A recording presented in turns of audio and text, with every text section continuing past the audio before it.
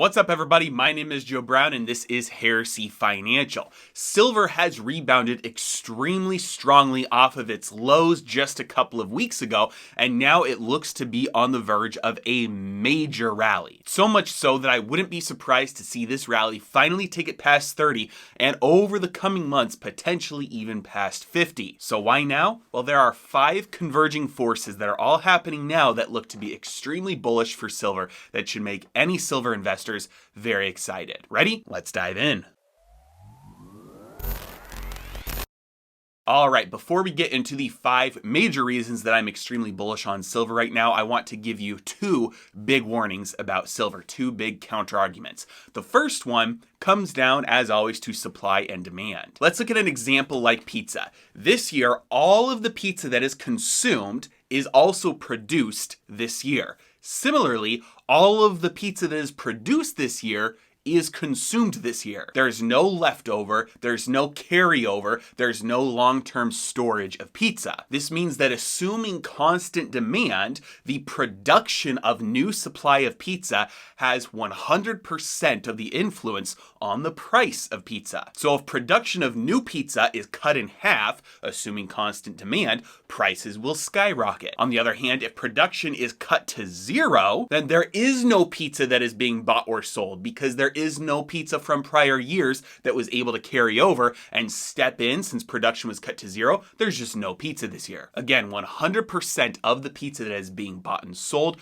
comes from the new production that takes place. Now, on the opposite side of the spectrum, you've got something like gold, where only about 1% to 1.5% of the current supply was newly produced, was created, was mined during this year. This means that assuming constant demand, the new supply of gold has a very little impact on prices. If all mining of all gold stopped tomorrow and for a year we didn't extract a single ounce out of the earth, that would mark a very, very small nudge up in prices. Because again, the new production of gold is a very small percent of all the existing gold. Now, this is partly because of the small production, but it's also because gold is not consumed.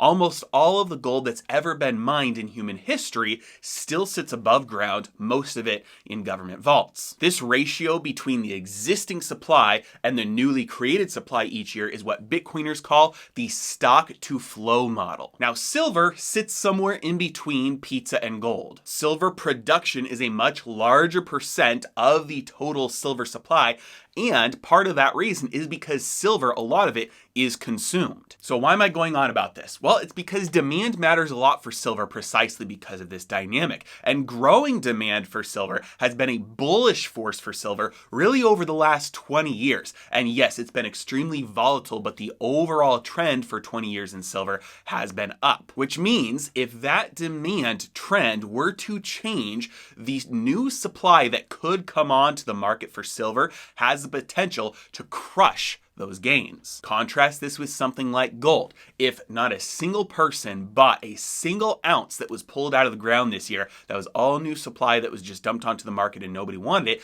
that would put a very small dent in the price because it's just a small amount of gold overall compared to the existing supply. But because silver is consumed, the new amount of silver that has the potential to hit the market has the capacity to really hurt prices if that demand isn't there to soak it all up. So that's the first warning. The second warning has to do with silver being a monetary metal or an industrial metal. Many people point to the undervalued nature of silver, especially relative to gold. And the core of this theory is the silver to gold ratio, because for many decades in recent centuries, the ratio was about 15 to 1, whereas now it sits at about 75 to 1. That means you need 75 ounces of silver to equal the value of 1 ounce of gold. Historically, that was 15 ounces of silver to equal 1 ounce of gold. And while it is true that 75 to 1 is a lot higher than 15 to 1, which is closer to the historical average, what is often overlooked is that 15 to 1 was not the free market rate.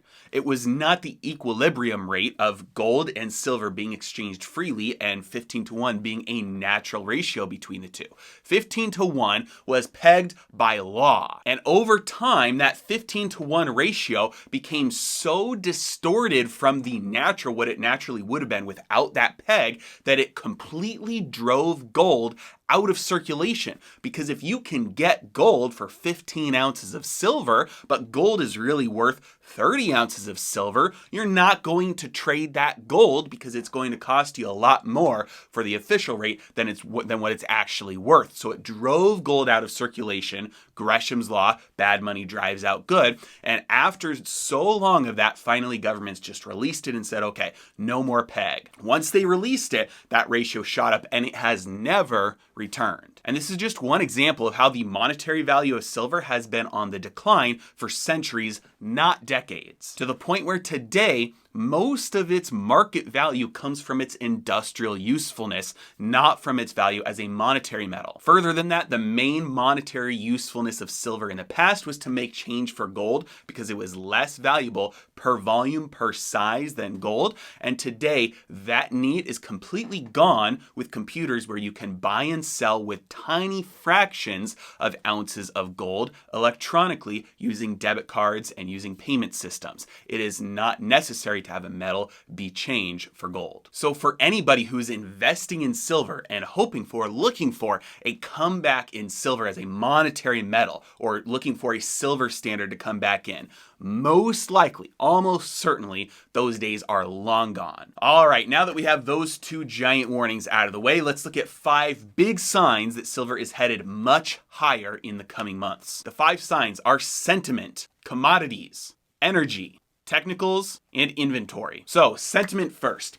Sentiment for precious metals is at rock bottom. To name a few reasons why, obviously we've got the big one, which is completely lackluster performance over the last year, especially in light of the performance of many other assets. We also have spoofing by major banks like JP Morgan. We also have bullion bank shenanigans of crushing the price with unallocated accounts and futures. You also have COMEX shenanigans where you have inventory that looks like it's about to be depleted and then suddenly they magically find a lot more inventory. This means many silver investors have thrown in the towel. Even though gold and silver have been strong off the bottom, even though miners have been showing signs of strength, quietly rebounding, sentiment is still in the toilet. This is a great sign. Sir John Templeton said that bull markets are born on pessimism, grow on skepticism, mature on optimism, and die on euphoria. All right, the second big sign I'm looking at is commodities. Commodities broadly have been absolutely crushing it lately, and the two that have been lagging are gold and silver. Commodities are leading the way, and a slingshot effect is likely to occur with precious metals playing catch up. Now, the reason for this is whether metals react to inflation or inflation expectations. Gold and silver perform very well in anticipation of inflation happening in the future from monetary expansion that's about to take place.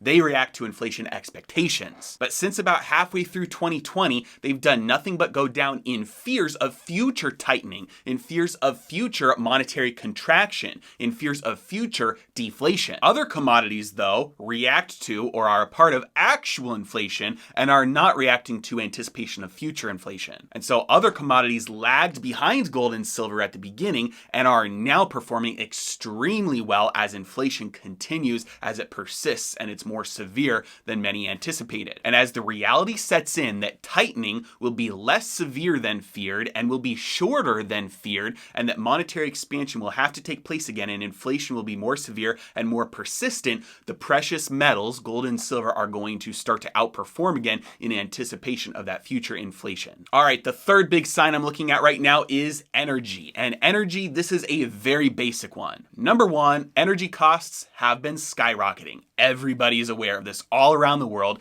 There's an energy crunch, an energy shortage, an energy crisis, and energy prices are going up. What does it take to create new supply of silver? It takes energy. And if input costs go up, then the output cost has to go up as well. If the output costs don't go up, then the new supply cannot go up. The new supply stops and a shortage occurs. When a shortage occurs, you only have the existing supply to draw on, which again assuming constant demand, pushes prices up. And then it pushes prices up to a point where it incentivizes new production yet again, and then it solves the shortage. So very basically, higher energy costs mean higher metal costs. The fourth big sign I'm looking at right now is technicals. We're seeing a strong breakout in this recent downtrend that you see I have marked for the last 5 or 6 months, breaking out extremely strongly there. We also, when we zoom out here, you can see this large bull flag that has been forming. Again, that's a bullish formation. We've seen a strong bounce off of these bottoms. We don't see retest and retest looking like it's going to break down again.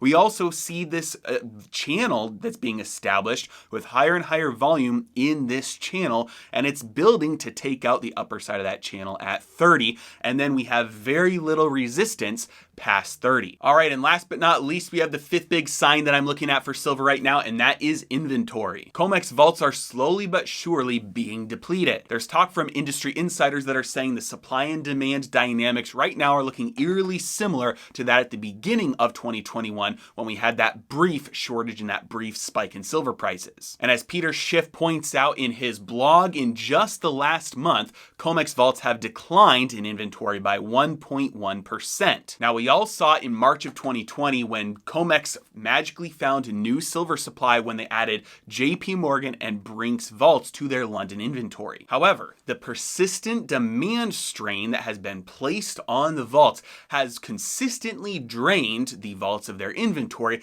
and has brought total supply down to levels not seen since 2019, before the added inventory. So in summary, 2 big warnings, 5 big bullish signs for silver. Warning number 1, new supply of silver has a potential to crush the price if demand does not stay constant or continue to grow. Number 2, the monetary value of silver has been on the decline for centuries, being mostly replaced by its industrial usefulness. Bullish sign number 1, sentiment, rock bottom. This is a good thing and usually marks the beginning of massive bull runs. Number 2, commodities have been outperforming silver and gold lately, and you should see a slingshot effect with gold and silver playing catch up, especially as inflation concerns really start to pick up again in the near future. Number 3, energy. Energy costs have been skyrocketing. If input costs go up, output costs must go up as well. Number 4, technicals. We see a couple technical indicators that look like the bottom of silver might be in, and we might be in for a massive run. Number 5, inventory. We've seen tremendous strain placed on the vaults over the last year and a half. This could get us to a point where you have a shortage. You have the inability to source silver, which would make the price